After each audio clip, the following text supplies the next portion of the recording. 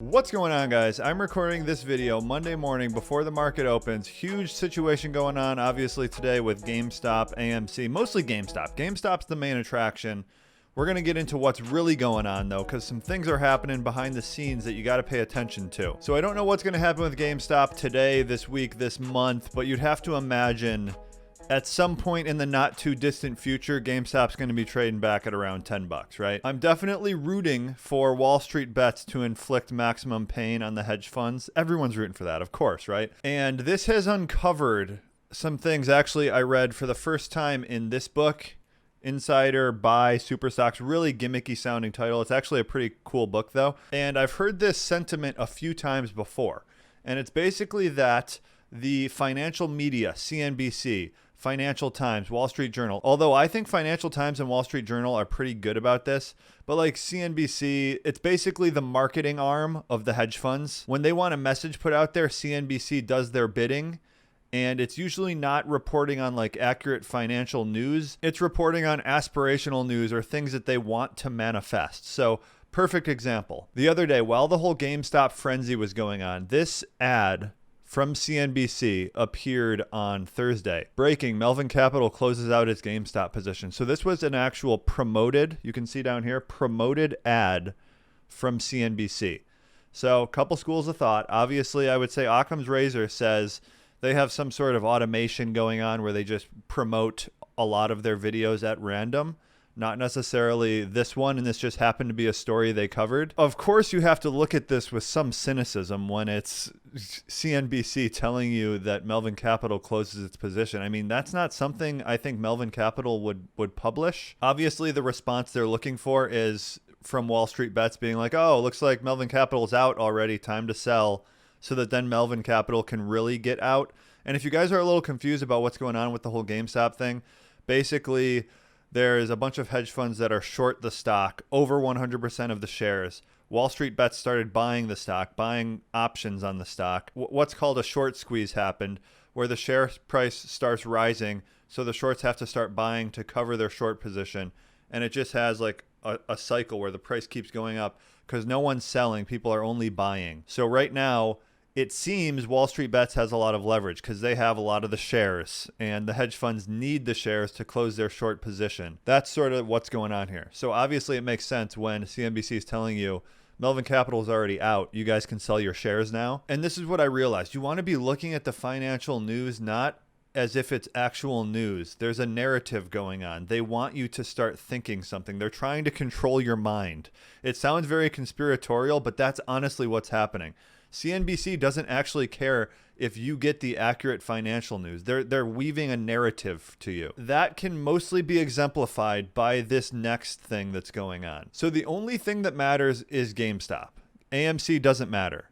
So, you know, BlackBerry, Nokia, none of these other scrubby stocks really matter. The only thing that matters, the only thing that's really inflicting maximum pain on the hedge fund and just like the whole financial industry is GameStop. People are trying to distract from that, and I don't exactly know what's going on, but something is definitely going on because there's a new story, and I started seeing this appear on Twitter yesterday, and it is this quote-unquote silver squeeze. So I guess the idea is that Wall Street Bets, which this is not true, can just like pick whatever they want and squeeze the stock, even though silver is not a stock, it's like a precious metal. So the idea is Wall Street Bets has all this power. They don't have that much power. There was a very special situation that presented itself. People are pushing their own agendas for personal gain, saying, oh, looks like Wall Street Bets is turning to silver. And there's two schools of thought here that may actually be at play. Number one is that people are trying to weaponize this sentiment and use it for personal gain. They own a lot of silver. They own silver futures, silver miners, different things like that. They want the price of silver to go up. That's one thing. The other thing is it's misinformation trying to deflect from the main story, which is GameStop, and get people to use their capital on silver, which doesn't really matter. It doesn't do anything. Those are the two things going on. I think it's probably more the latter. The hedge funds, the financial media trying to deflect from GameStop, because GameStop is really inflicting a lot of pain in the finance world. And you can just see like, so here's all these stories. Silver prices jump 11%, the most in 11 years as Reddit traders try their squeeze play with metal. And usually there's not this much transparency when you can really dig through what they're saying and fact check it. But it's been happening more and more lately, and you can really just see like the media is constantly lying and trying to manipulate you for a number of reasons: personal gain, financial gain, just, increasing their own power, basically divide and conquer type stuff. So here's CNBC, obviously, pushing the silver squeeze narrative. You got CNN.com, of course. A part of this might just be useful idiots too. Like CNN picks up a story that originated from, it's all derivatives. Like maybe someone made up a silver squeeze story.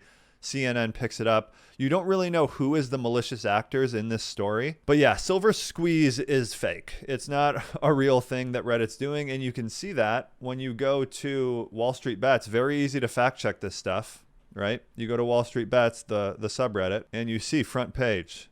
Don't listen to them. This is them trying to take focus away from GameStop. And it's all about the silver squeeze. So yeah, the silver squeeze is not a Wall Street Bets thing. And what I think it is a symptom of, which is why I think a major takeaway from all this is the markets are extremely dangerous right now. You don't want to be taking this stuff lightly. Like, it's going to end terribly pretty much for everyone is kind of what I'm thinking. The idea that there's so many people that are just looking for that like little stock tip where it's like, oh yeah, Wall Street Bets is now going to move on to silver. And then it seems like everyone's actually falling for it and buying silver. That's just the speculative fervor that is out there where someone says something and everyone swarms to it, even though it's not like the original source material. It's some random, like I don't even know who started the silver squeeze thing, but everyone's just so hungry for that. They want the next stock tip. And that is very often a symptom of market peaks. So, I would say be super cautious. And then just one last little thing at play here. There's obviously power always accumulates, and there's a weird amount of power right now accumulating to the Wall Street Bets moderators. So I've been on Wall Street Bets for a few years. That's why I think I have a little bit of intimate knowledge of what goes on, and like the way the media is portraying all of this is not accurate. So they're sort of framing it of like this guy, Deep Effing Value, is the guy who is sort of like the kingpin of the GameStop squeeze.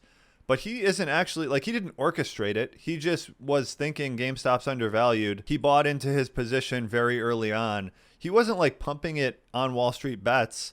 He's become a legend because every day when the market closes, he posts his position that he's been holding. So this is why he is a legend. Not because he like is the leader of the army and he told everyone to manipulate the stock. He didn't do that at all. He posts his daily, every day after the market closes, his GameStop position, and he's a legend because he has what they call diamond hands. He holds through crazy turbulence in the market. So if we go back just like a while ago, he's been posting his YOLO, GME GameStop YOLO update. So we go back. He posts it pretty much when market closes. His original position was relatively small. It was, what is this, about 140K. And you can see he's gone from 140K. The end of the month, January, GameStop was pretty much at a peak. He's still holding 31 million is what his position is now worth. So that is why this guy's a legend. It's not because he orchestrated anything. It's just because he was early and he's been holding. People on Wall Street Bets value the diamond hands. He's just holding on to his position. There is a very interesting thing that has been happening, though, which is power is accumulating to Wall Street Bets a little bit, especially the moderators. So in the last week, I think they've gained 5 million plus users to the subreddit, and I think it's almost the biggest subreddit on Reddit now. And subreddits are just different category, like topic-based forums. There's this illusion of very like a community-based type of thing going on, and it is. I think it is really truly what it claims to be.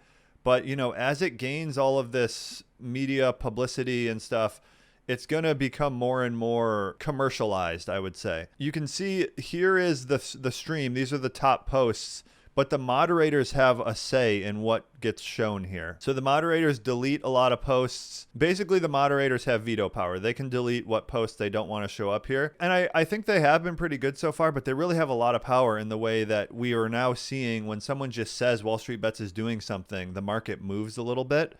So obviously, that's a lot of power to the mods. You know, Wall Street Bets is really doing cool, amazing things, I would say, in general. I think it's a symptom of a lot of these currents we're having right now in society, just like a lot of populism, sort of like revolutionary style thinking. Like, we hate the elites, we're going to do whatever we can. People are plowing their life savings into GameStop just to stick it to a few hedge funds. It's not going to stop here is the thing. So there's going to be the next GameStop, not necessarily a stock squeeze or anything like that, but there's going to be more and more things like this coming down until there's some sort of resolution. So markets are very turbulent. You got to be super defensive. At least that's my opinion. I'm super defensive right now. I think the trust in the media obviously has been deteriorating for a long time, but more and more situations like this come out where you can literally just fact check what they're saying. Like, you can go to a website and see what they're reporting on, what a website's saying, and you can just go to that website and see if it's actually saying that. And in this case, it's not saying that. So it's like really weird. You can just directly check, but they're of the mindset that they're the arbiters of information. So you would never go check at Wall Street Bets. Why would you go there? You listen to us, what we're saying. I've already been positioned this way for a long time, but all of this just makes me more like, you know, buy Bitcoin, buy gold. The prices are already up for both of those things kind of a lot. So like, I don't know if you want to be buying in like a full position right now, but that's what I've been doing on pullbacks and stuff. I'll buy more. And since this happened, Bitcoin has gone up. Since the whole GameStop thing happened, I think Bitcoin's been up about like 7% or so. I think the main takeaway is when you're reading the financial media, you have to be thinking, why are they telling me this? What do they want me to think? And then you have to go and actually get the firsthand data and fact check them. You got to fact check everything. If they're telling you very literal things like the employment numbers are this because of this, you always have to discount the because. They're painting a picture for you. You just want the hard data. They're always going to try like swaying you. And this is like a thing you get from Nassim Taleb, the author. Like, people love him. He's the author of Black Swan, Anti-Fragile. He says that we want this narrative painted for us. So it'll be like the jobs numbers are down 10% because of a rise in COVID cases, something like that.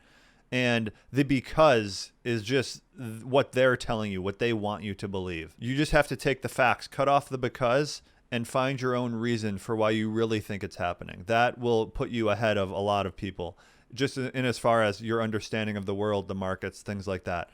So that's going to be the video for today, guys. Crazy things are happening.